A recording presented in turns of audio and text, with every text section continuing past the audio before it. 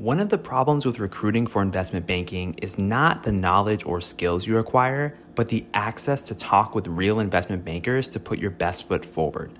Our sponsor, WSO Academy, can provide those connections with 60 head mentors who are finance professionals at top firms like Goldman, Centerview, and JP Morgan.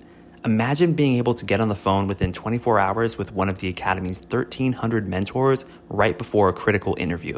Get on the waitlist for WSO Academy today by clicking the link in the show notes or by visiting wallstreetoasis.com/academy.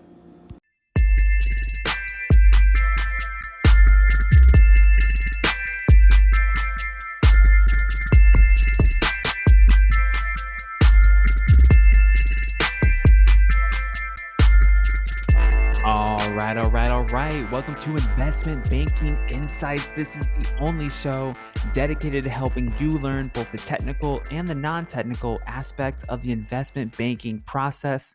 Hello, my name is Alex Mason, and I am your host. Thank you for joining me.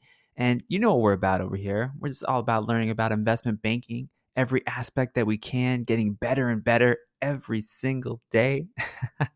And we're talking about mergers and acquisitions, getting into the nitty gritty of some more advanced concepts that either we haven't covered before at all, or expanding on some of the concepts, reviewing some of the concepts that maybe are a little bit trickier and beyond some of your basic level type of stuff. So with that being said, let's go ahead and get into today's question, which is a mirror of yesterday's question, where we talked about revenue synergies.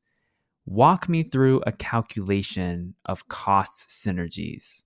Walk me through a calculation of cost synergies. So we talked about revenue.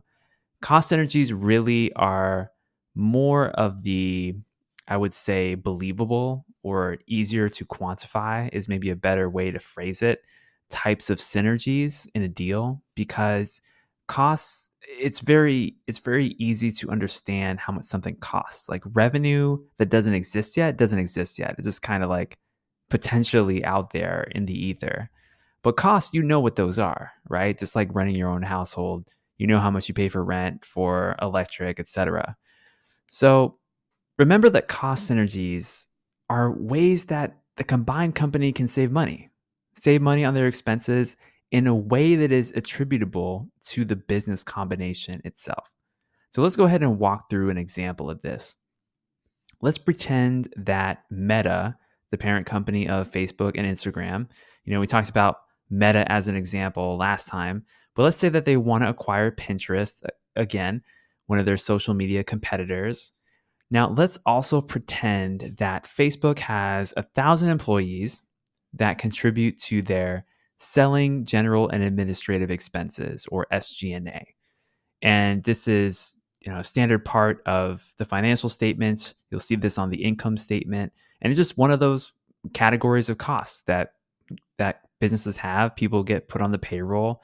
That's where their salaries lie, is in the SG&A section. And let's assume that Pinterest, the company being acquired here, has 500 people in their company who do similar types of work to these 1,000 people over at Facebook. So you can already see maybe where I'm going with this. Now let's go ahead and say that the acquisition happens. Meta acquires Pinterest. And let's say that in order to increase efficiencies, Meta's management is looking for redundancies between the two organizations. They want to make sure they save money, ultimately create value. So what they notice is when they're going through and comparing the organizations is that there's 30 positions at Pinterest that are definitely already being fulfilled at Meta. So what do? They don't want redundancy in their organization, right?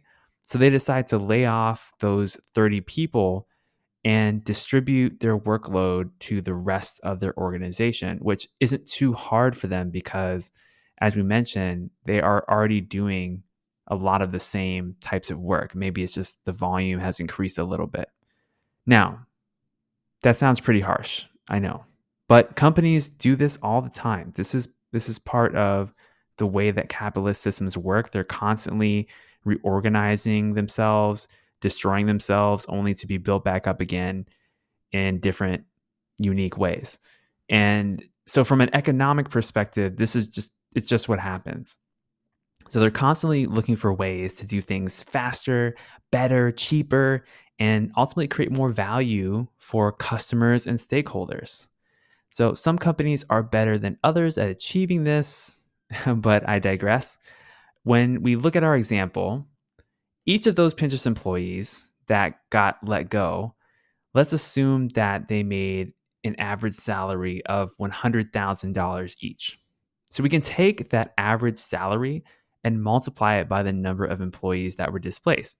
So 100,000 times 30 gives us $3 million, which equates to the annual savings for the combined company, which are the cost synergies. And these savings are considered cost synergies because they couldn't have happened, they couldn't have been realized without this business combination taking place. Does that make sense? The only way that it happened was because of the combination. And that's why it's a cost synergy and not just a regular cut to expenses in general. So that's kind of the theory behind it, how you might apply cost synergies to an actual situation in an M&A deal. And it's just one way to think about it.